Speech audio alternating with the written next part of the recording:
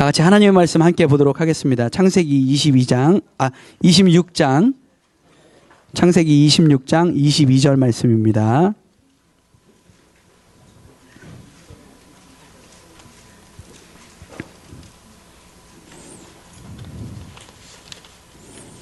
창세기 26장 22절 말씀입니다.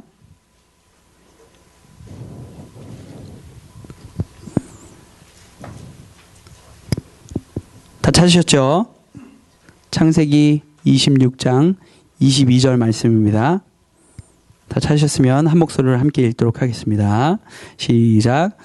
이삭이 거기서 옮겨 다른 우물을 팠더니 그들이 다투지 아니하였으므로 그 이름을 르호봇이라 하여 가로되 이제는 여호와께서 우리의 장소를 넓게 하셨으니 이 땅에서 우리가 번성하리로다 하였더라. 아멘. 제가 잠시 기도하겠습니다. 하나님 아버지 감사합니다. 또 오늘 귀한 주일 함께 모여서 주님 앞에 전심으로 예배드리고 은혜 받고 또 이 시간에 말씀 듣는 시간이 되었습니다. 말씀 가운데에서도 찬양 가운데서 주셨던 은혜와 동일한 은혜 허락하여 주시고 또 주님의 말씀으로 받을 수 있도록 저희의 마음밭을 개간하여 주시옵소서. 감사합니다. 예수님의 이름으로 기도드렸습니다. 아멘. 네, 창세기를 계속 공부하고 있습니다. 제가 무슨 말을 할 것 같아요? 네, 창세기 1장부터 11장까지는 뭐가 있죠? 창조, 타락, 대홍수, 바벨탑. 네. 이쯤 했으면 그냥 툭 치면 나올 법도 한데 오늘은 이거 파워포인트 일부러 제가 안 만들었어요. 창세기 두 부분으로 나누는데 50장까지 있는데 1장부터 11장까지가 첫 부분이고 12장부터 50장까지가 두 번째 부분이에요. 1장부터 11장까지는 사건 중심으로 다시 한번요. 창조, 타락, 대홍수, 바벨탑. 다시 한번 말하겠습니다. 시작. 창조, 타락, 대홍수, 바벨탑. 12장부터 50장까지요. 인물 중심으로 시작.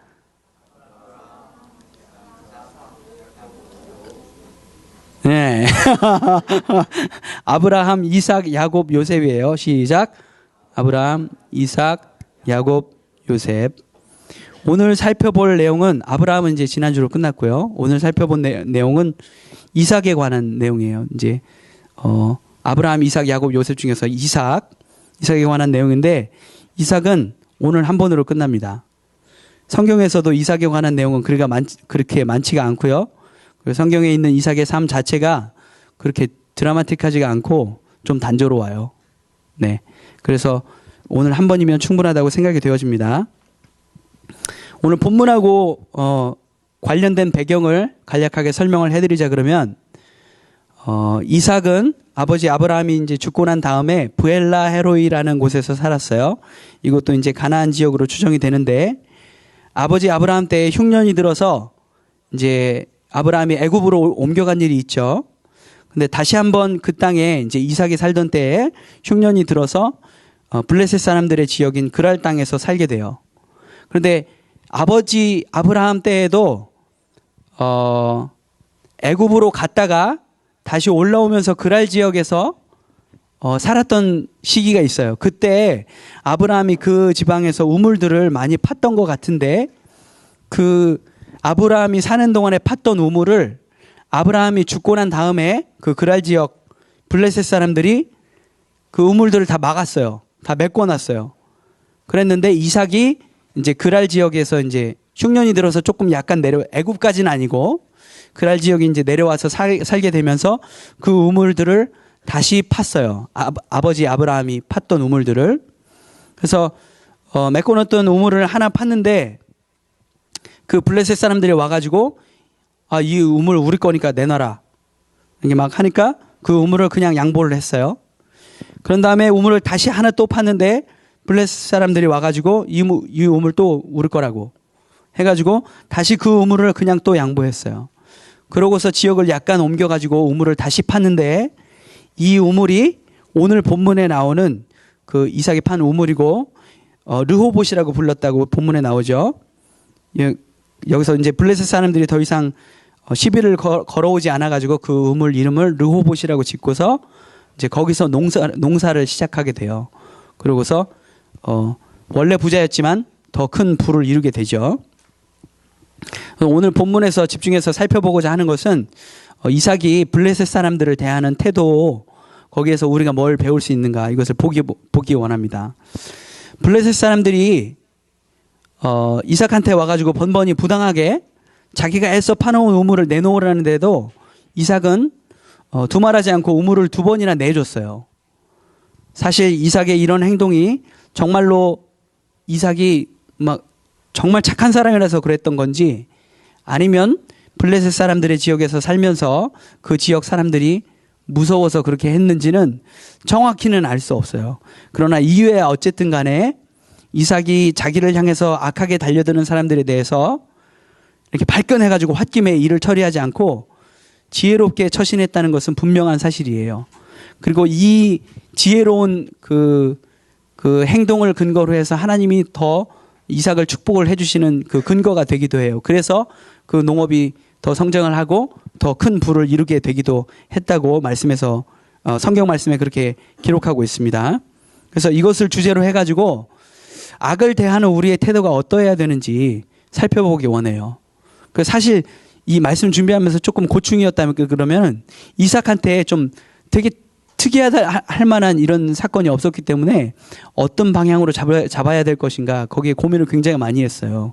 그래서 여기에서 이걸 주제로 해서 피스메이커였던 이삭이 어떻게 이제 악을 대했는지 그것에 대해서 좀 공부하기 원해요. 사실 어떻게 보면 오늘 설교하고 더 어울린다고 할 수 있는 말씀이 있어요.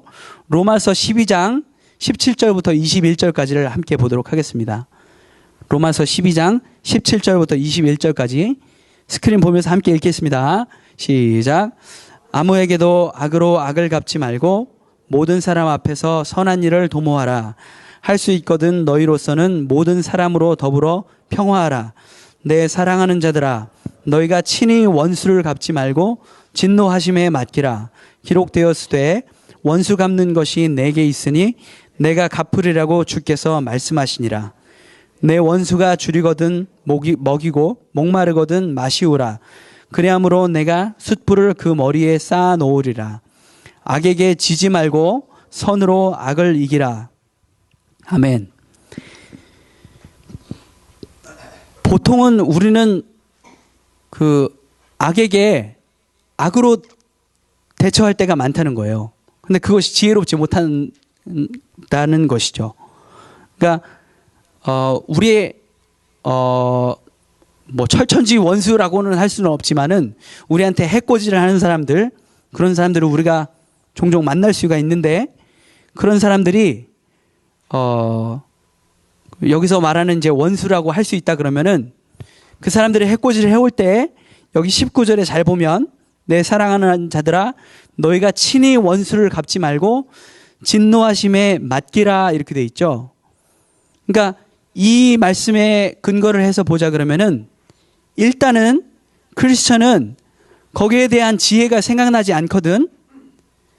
그것을 자기가 이 사건을 처리해야 되고 그 해코지 당하는 사건을 내가 정확하게 내가 하나님의 공의를 이루기 위해서 내가 투쟁해야 된다. 칼을 뽑는 방법보다 물러나는 것이, 어떻게 보면 물러나는 것이 더 지혜로운 선택이라는 거예요.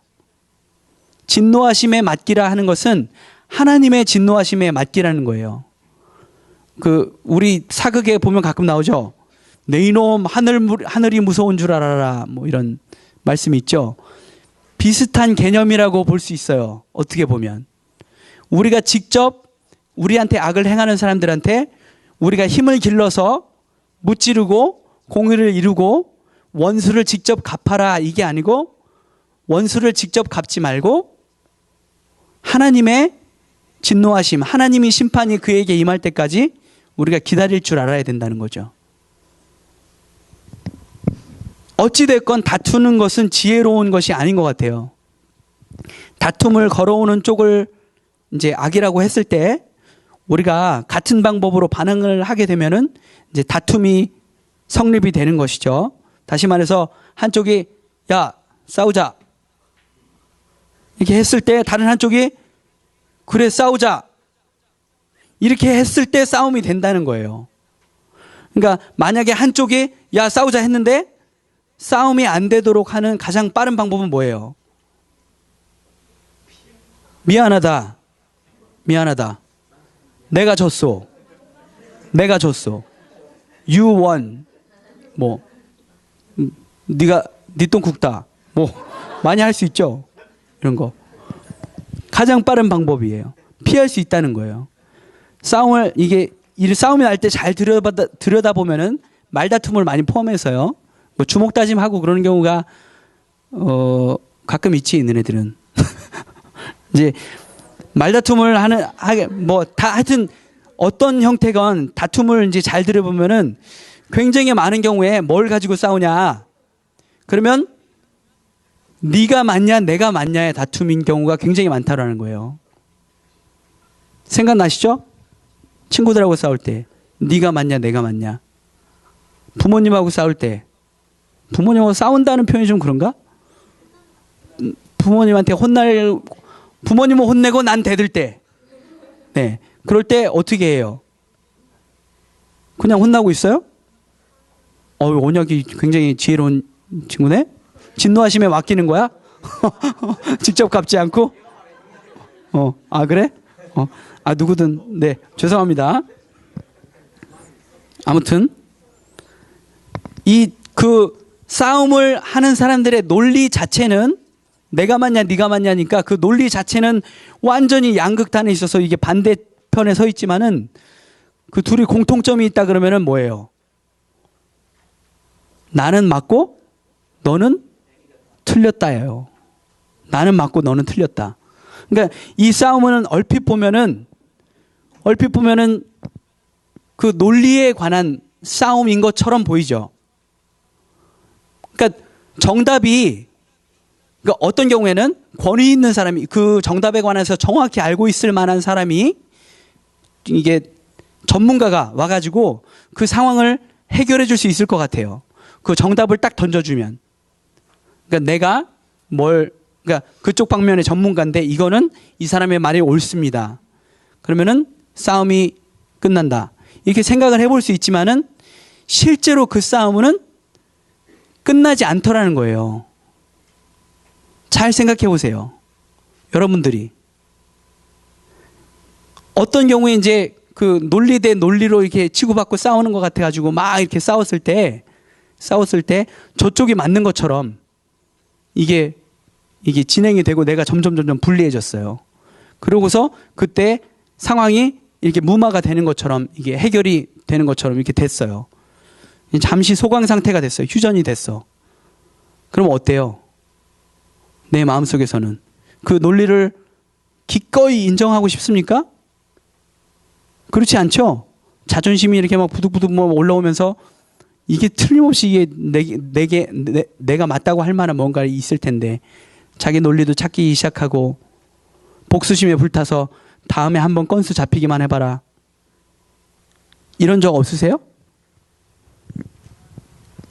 뭐 다 착한 척하고 있어.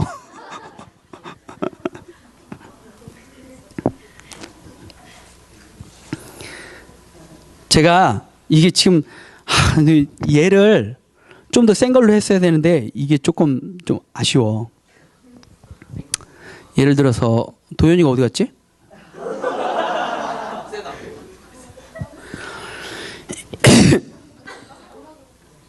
도현이는 없으니까 지금 없는 걸. 한 분이 저기 도현이 좀 찾아봐 주실래요? 괜찮으시면? 네? 화장실 갔습니까? 네네. 빨리 오기를 기도해 주세요. 주호가 있어요. 주호가. 저기 신주호. 주호 손 들어봐. 얘가 신주호예요. 우리 서로 알고 삽시다. 주호가 공부를 하다가 잠깐 딴짓을 하고 있는데 엄마가 들어오시더니 잔소리를 하시는 거예요. 너 지금 때가 어느 때인데 딴짓을 할 거면 차라리 잠을 10분을 더 자지. 옆집 누구는 집에서 맨날 하루 10시간씩 책 본다더라. 이러면서 이래. 이랬는데 너무 억울해가지고 주호가 이제 막 대드는 거예요. 지금 내가 공부하다가 잠깐 쉬는 건데 억울하다. 난 자기관리 충분히 하고 있다. 엄마 기준이 너무 높은 거다. 옆집 누구가 이상한 거지. 하루에 집에서만 10시간 책 보는 게 말이 되느냐. 그 엄마가 시간 재봤냐. 뭐 이러면서 막 나와요. 여기서 이제 답을 내려야 되는 부분은 주호가 공부를 충분히 하고 있다 없다. 여기에서 누군가 이제 권위 있는 이제 학교 선생님 같은 사람이 등장해서 답을 내려주는 설정을 한번 해보자는 거예요.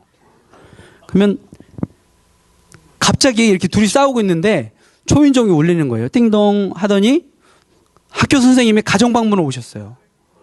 오셔가지고 이게 막 이렇게 하고 있으니까 양편을 얘기를 다 들어보시더니 이제 어떻게 해요?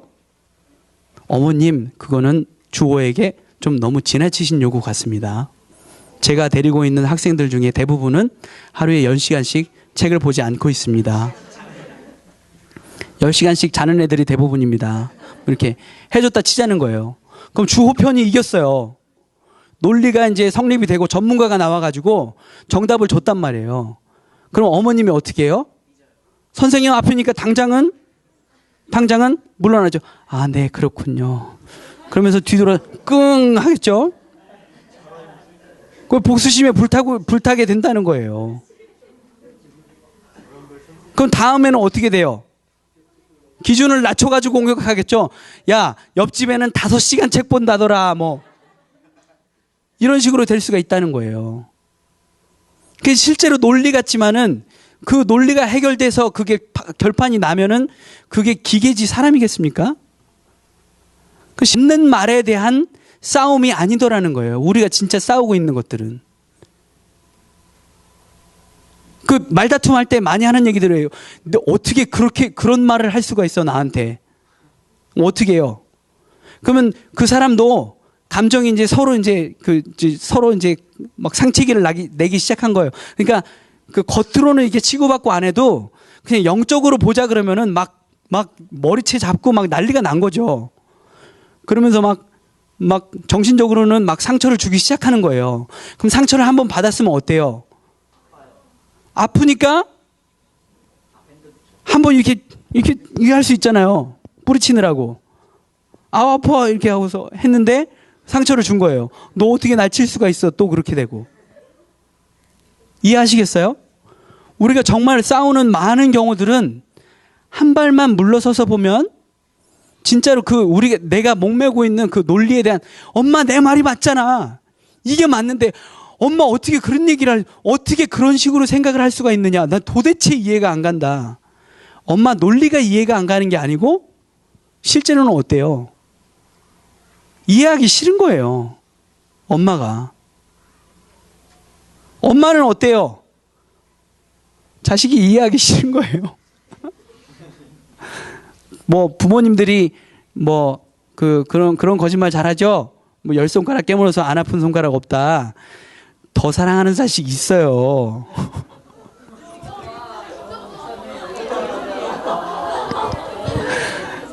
예, 봐봐. 잘 들으세요. 이게 더 아프고 더 안 아프고 이 얘기는 무슨 얘기냐면 실제로 여러분들에게 위기가 닥치고 그랬을 때 그 부모님들이 그 주는 사랑이나 그 위기에서 건져내는 그 손길이나 그 눈에 뵈지 않는 그런 사랑은 비교할 수가 없죠. 누구나 다 귀할 거예요. 목숨을 걸고라도 다 구해내야 되는 아들들, 딸들일 거라고요. 그렇지만은 인간인 이상에는 마음이 더 쓰이는 아들이 있어요. 내 아들이라고 얘기를 해버렸네? 나에겐 공교롭게 아들이 둘이야. 한번 맞춰봐. 그럴 수 있다는 거예요. 네. 우리 싸우고 막 이렇게 할 때 부모님이 너 잘 되라고 이렇게 하는 얘기고 막 변명하면서 막 이렇게 막 퍼부을 때 있죠? 그때 감정 섞여서 하실 때 있어요. 솔직하게 얘기해서. 있어요. 나도 예성이한테 그럴 때 있는데. 니네 말하면 안 된다, 진짜. 예성이는 말을 알아듣습니다, 지금. 조심해 주세요.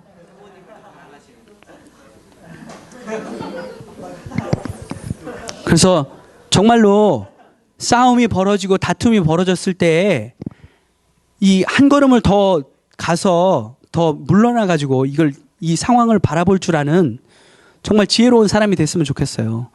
그때 물론 나도 그렇죠. 그러니까 이 나가 아니고 우리 자신들도 그렇죠. 이렇게 억울하게 내가 해코지 당하는 것 같고 그 일들이 계속 반복이 되면은 그 억울함을 계속 배겨낼 재간이 있는 사람은 없어요. 그렇기 때문에 하나님께 그런 환경을 주시는 것도 꾸준히 기도하셔야 돼요. 죄를 범하지 않는 환경을 위해서도 꾸준히 기도를 하셔야 돼요. 그렇지만은 억울한 일이 계속 될 때에도 끊임없이 내가 인내하고 기도할 수 있도록 자신을 훈련해야 되는 것은 우리들의 책임도 없지 않다는 거예요. 우리들이 더 훈련이 돼야 된다는 거예요. 그 상황을 제대로 볼 줄 아는 안목을 기르시기 바라요. 부당하게 야단 맞을 때 어때요? 근데 전에도 이 얘기 한 적이 있는데 누가 엄마가 야단을 치는데 내가 지금 예를 들어서 공부를 하려고 그랬어요. 자, 신현아 공부해라. 공부를 하려고 그랬는데 엄마가 그 얘기를 하면 어때요? 하기 싫어져요. 왜 그럴까요? 내가 배가 고픈데 뭘 먹으려고 그랬어요. 이놈 자식 밥 안 먹고 뭐해? 이 얘기를 들으면 어때요? 밥은 먹어야 돼요. 야, 니네 자존심이 이런 정도였어?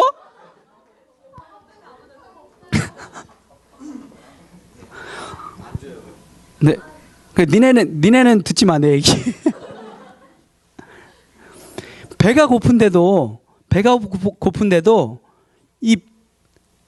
먹으라고 이게 밥 먹으라고 얘기하시는 그 명령을 안 듣더라는 거예요, 애들이.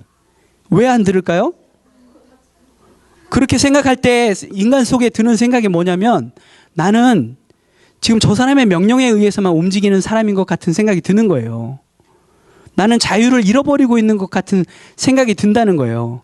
그러니까 지금 밥 한 끼 먹는 것보다 내 자유의지를 갖고 있다는 것을 증명하는 것이 나한테 더 중요한 일인 것처럼 느껴진다는 거예요. 자기도 구체적으로 그런 생각까지는 하지 못하겠지. 그렇지만 내가 뭔가를 하려고 그랬는데도 그 명령을 할 때 똑같은 명령이에요. 나도 이걸 하려고 그랬고 엄마도 그걸 하라고 명령을 하는데도 불구하고 그걸 하기 싫어진다는 거예요. 반항이라고 하죠. 하기 싫어진다는 거예요. 이해가 안 가죠. 그게 논리로 해결이 됩니까? 나 먹으려고 했고 먹으라고 명령을 하는데 그걸 안 먹게 되는 거예요. 공부를 하려고 그랬는데 공부하라고 명령을 하면 공부하라는 소리를 안 듣는 거예요.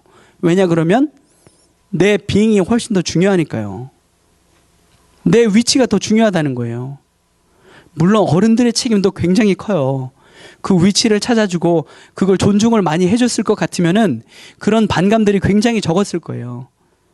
그렇지만 우리가 그런 부당한 상황들을 계속 겪었더라도 계속 훈련을 해서 인내함을 쌓을 수 있다 그러면은 그 어려움을 이겨내고 인내를 터득한 사람만큼 더 나은 사람, 더 좋은 빙이 되고 더 탄탄한 내공을 쌓을 수 있을 방법이 별로 없어요. 그러니까 여러분 고난이 올 때, 다툼이 찾아올 때 어떤 면으로는 기뻐하라는 거예요. 사도 바울이 늘 얘기했지 않습니까? 고난받음을 기쁘게 여기라고. 네, 여기까지만 하겠습니다. 잔소리는.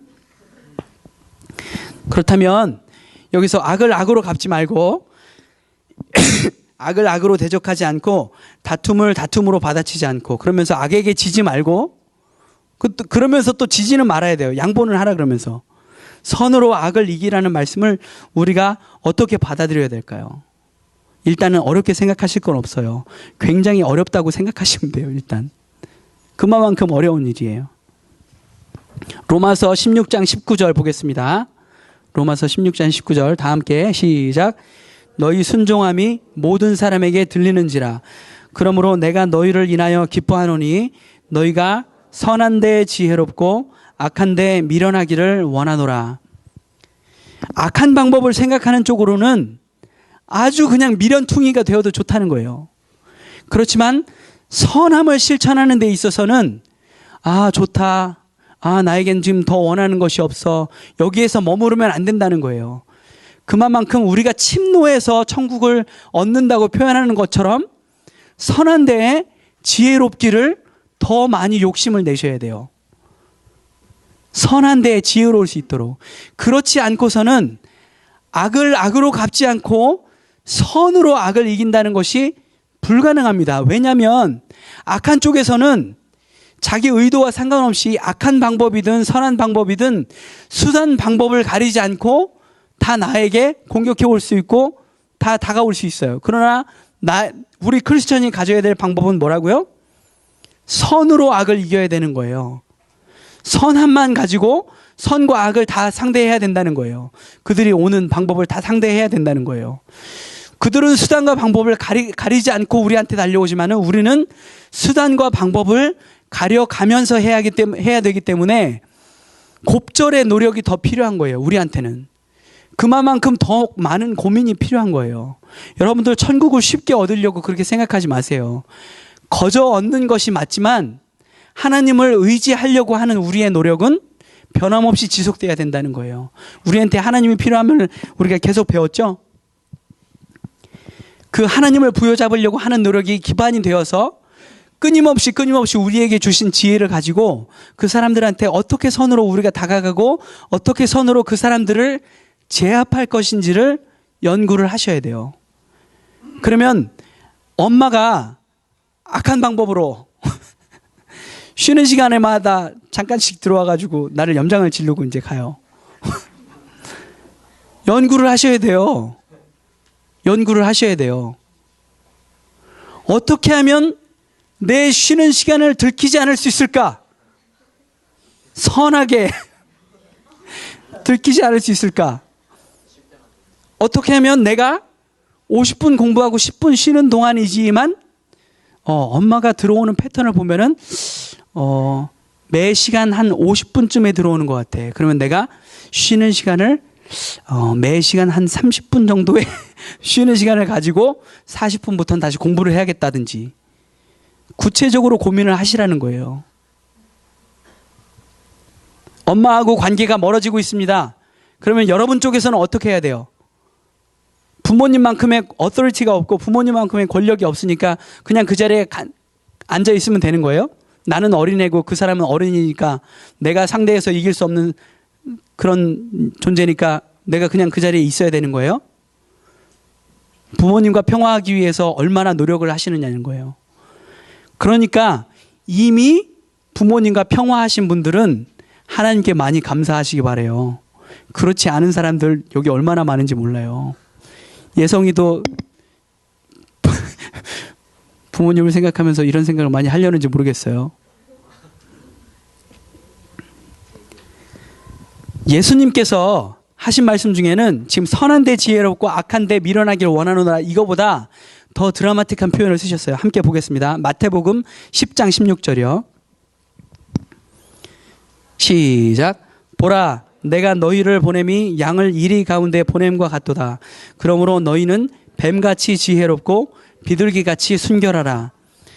이 말씀은 예수님께서 제자들을 파송해서 보내시면서 사역을 할 때 세상에 나아가서 행동을 하는 방법을 일러주신 건데 그 가장 근본되는 그 행동 원칙이 뱀같이 지혜롭고 비둘기같이 순결하는 거예요. 비둘기같이 순결한 마음을 가지되 지혜로운 데에는 뱀처럼 지혜로운, 창세기에 나오죠. 창세기 3장에 여호와 하나님께서 지으신 들짐승 중에 뱀이 가장 간교하더라 이런 말씀이 있어요. 뱀이 가장 간교하더라. 정말 신기할 정도로 그 김한영 목사님 하시는 설교하고 이게 겹치는 부분들이 있는데 오늘 김한영 목사님께서 이 말씀을 하셨어요. 뱀이 지혜로운 것만큼 우리가 그 부분에 있어서는 뱀의 악함을 배워서는 안 되지만은 뱀이 가장 간교했던 것을 우리가 배울 욕심을 가져야 된다는 거예요. 지혜로움에 있어서는, 선함에 있어서는 더 욕심을 내셔야 된다는 거예요. 그 자리에 여기에 천국이 이루어졌습니다. 그냥 가만히 계시면 안 된다는 거예요. 머릿속에서는 계속 긴장감을 늦추지 않고 계속 고민하고 내가 어떻게 하면 하나님을 더 부여잡을 수 있을 것인지, 내가 어떻게 하면 이웃들에게 더 다가갈 수 있을 것인지, 어떻게 사랑을 실천해서 이 사람들을 제압할 수 있을 것인지 계속 고민하시라는 거예요. 그 지혜를 어디서 얻을 수 있는지를 시편 기자가 설명하고 있습니다. 시편 111편 10절 보겠습니다. 시작. 여호와를 경외함이 곧 지혜의 근본이라. 그 계명을 지키는 자는 다 좋은 지각이 있나니 여호와를 찬송함이 영원히 있으리로다. 솔로몬도 같은 얘기를 했습니다. 잠언 9장 10절 보겠습니다. 시작. 여호와를 경외하는 것이 지혜의 근본이요 거룩하신 자를 아는 것이 명철이니라. 경외한다는 말은 무슨 뜻인지 아세요? 네? 두려워하는 거. 경외한다는 말은 두려워한다는 말이에요. 여호와 하나님을 두려워하는 거예요. 경외의 두려움은 그냥 단순하게 하나님 무섭다 이런 뜻이 아니고 어떤 위험 있는 권세 앞에 우리가 엎드리게 되는 거예요. 마치 우리가 너무 높은 사람, 대통령 같은 사람을 만나가지고 눈앞에서 악수할 기회가 생겼을 때, 여러분들이 우상처럼 생각하는 그 스타들을 그런 거하고는 조금 다르겠다. 하여튼 네, 그런 위험 있는 권세 앞에 엎드리게 되는 그런 두려움을 얘기하는 거예요. 물론 하나님 앞에서는 훨씬 떨리겠지만은 대통령을 향한 두려움으로 생각할 수 있을 것 같아요. 이런 마음으로 하나님의 계명을 지키는 것, 이런 두려운 마음을 가지고 하나님의 계명을 지키는 것이 지혜로운 것이고, 이를 통해서 지혜를 얻을 수 있다는 거예요. 여기 시편 기자들이 얘기하는 것이, 그리고 솔로몬이 그 잠언 내내 얘기하고 있는 것이 지혜의 근본은, 지혜의 근원은 하나님께 있다는 것을 계속 얘기하고 있는데요. 이 사람들이 그냥 듣기 좋으라고 자기네들이 그냥 그 종교 지도자니까 그냥 하나님 이름 한번 띄워주려고 이렇게 쓰고 있는 게 아니에요. 여러분들 정말로 지혜로워지시기 원한다면은 말씀 묵상하세요. 더 고민하는 습관 가지시고 기도하세요. 하나님을 의뢰하는 것이 지혜의 근본임을 깨닫게 될 거예요. 그렇게 길게 가지 않아요. 몇 달만 해보세요. 몇 달만. 체험하게 돼요. 지혜가 어디에서부터 나온지를 깨닫게 된다는 거예요. 제가 지금 예를 들어서 이 프로세스가 어떻게 어떤 과정을 거쳐가지고 지혜를 가져다 주는지까지 그게 다 이걸 해줄 수 없어요. 그렇지만 시편 1편에도 나오죠. 복 있는 사람은 악인의 꾀를 쫓지 아니하고 나가다가 악인은 그와 같지 않으며 바람에 나는 겨와 같도다 그랬어요. 바람에 나는 겨와 같도다라고 표현한 것은 마치 박쥐가 그 들짐승하고 그 새들 사이에서 싸움이 전쟁이 붙었을 때 새 쪽에 붙었다가 그 들짐승 쪽에 붙었다가 이렇게 막 왔다 갔다 하면서 막 이기는 편 우리 편 막 이러면서 가죠. 악인의 모습이라는 거예요. 신실함으로 무장하는 것이 가장 지혜로운 것임을 여러분들 믿으시기 바랍니다. 세상에 나가가지고 지금 여러분들 지금 어줍지 않은 지식들로 뭐는 어떻고 어떤 때에는 뭘 해야 되고 이런 거 하나님을 의지합니다. 이것이 최고의 지혜라는 것을 순간순간 배울 수가 있어요. 저 못합니다. 아직까지도 그래요. 여러분들 교계에서 어떤 소문이 나죠? 뭐 크리스찬 투데이나 뭐 뉴스 앤 조이 뭐 이런 막 기독교에 대해서 막 욕하고 뭐 이런 기사들이 떠요. 어떤 교회에서 뭐 목회 세습을 하려고 그랬고 막 이런 안 좋은 소문들이 막 떠요. 그러면 그 소문들이 거치고서 평신도들이 다 알고서 그 다음에 제 귀에 들어와요. 제가 그만큼 시사에 늦어요. 아두네요. 세상적으로는. 제 자랑이 아니라 진짜 내가 그런 쪽으로는 그 뭐 악하다고 할 수는 없지만은 악한데 좀 내가 좀 너무 미련한 것 같아. 좀 미련한 것 같아요. 제가 미련한 구석이 있는 것 같아요. 그 부분 때문에 내가 너무 좀 고지식하고 이런 부분 때문에 우리 와이프도 마음고생을 많이 했습니다. 아직도 그렇고요. 저도 막 소심해져가지고 내가 너무 미련한가? 이러기도 하고 그랬어요. 근데 저 사람도 같이 고백해요. 이제 저 사람도 같이 나와 같이 미련해지고 있고. 나쁜 뜻이 아니라 선한데 지혜롭고 악한데 미련하길 바라는 뜻에서 하는 말이에요. 여러분들 이 지금 그 말씀을 지금 다 못 끝내긴 처음인 것 같은데 너무너무 귀중한 사실이기 때문에 그래요. 우리에게 계신, 우리가 지금 CIM으로서 이 안에 지금 모시고 있는 예수님은 우리가 그냥 뜬구름 잡아서 일주일에 한번 와가지고 나중에 죽어서 천국 가려고 믿는 그런 하나님이 아니에요. 여러분들 삶 속에서 역사하실 수 있는 하나님이에요. 틀림없이. 이 가운데 이 성경책 안에만 글자로 머무시는 분이 아니라고요. 여러분들의 삶이 변화될 수 있음을 체험하길 바라는 뜻에서 지금 여러분들 선생님들 이 자리에 다 와 있는 거예요. 30분밖에 안 되는 시간이지만 그 시간에 기도하고 여러분들 위해서 중간에 여러분들한테 연락해가면서 그렇게 하는 거는 여러분들 시기에 그 일들을 다 체험했다는 것을 동일하게 고백하기 때문에 여기 와 있는 겁니다. 선생님들이. 다 동일하게 그 하나님을 경험하게 되기를 원한다는 거예요. 그냥 와가지고 힘든 내가 여기 왜 와 있어야 되는 건지 이유도 모르고 와가지고 일주일에 한번 와야지 나중에 천국 간다니까 이러고 있지 마세요. 천국은 그냥 와가지고 질질 끌려가가지고 이렇게 그러다가 갈 수도 있겠죠. 그렇지만 천국은 기본적으로 침노하는 것이라니까요. 여러분들이 뛰어들어서 성취하는 것이에요. 그 성취의 기쁨이 얼마나 큰 것인지는 여러분들의 삶 속에서 나타나게 되어 있다는 거예요. 나중에 천국 가서가 아니라 여기에서부터 임하는 하나님의 나라 가운데에서 우리들이 그것을 얻을 수 있다는 것입니다. 저도 잘은 못하고 있어요. 부끄러운 얘기지만은 여러분들 위해서 맨날 기도하지 못해요. 정말 죄송합니다. 그렇지만은 여러분들 스스로도 같이 독려하고 여러분들 친구들을 독려해가면서 지금 교회 나가지 않는 사람들이 있으면 그 사람들 데리고 나옴을 통해서 내가 얻는 복을 여러분들이 체험하길 제가 원한다는 거예요. 그리고 또 제가 여러분들을 섬기면서 얻는 축복들을 또한 여기에서 이렇게 나누고 있는 것을 여러분들이 보고서 그 하나님을 알게 되시길 원해요. 말씀이 너무 길어졌습니다. 오늘 잠깐 기도하기 원하는데요. 우리 모두가 정말로 악을 악으로 갚지 말고 다툼에 어리석은 사람들 되지 않고 우리가 선으로 무장하고 우리 안에 계시는 하나님으로 무장해서 세상에 대적해서 세상을 선으로 오버웰름하고 그 사람들을 선으로 제압할 수 있을 만한 우리의 믿음의 사람들 되기를 우리 모두 이 시간에 한 목소리로 같이 기도했으면 좋겠습니다. 뜨겁게 한번 기도하도록 하겠습니다.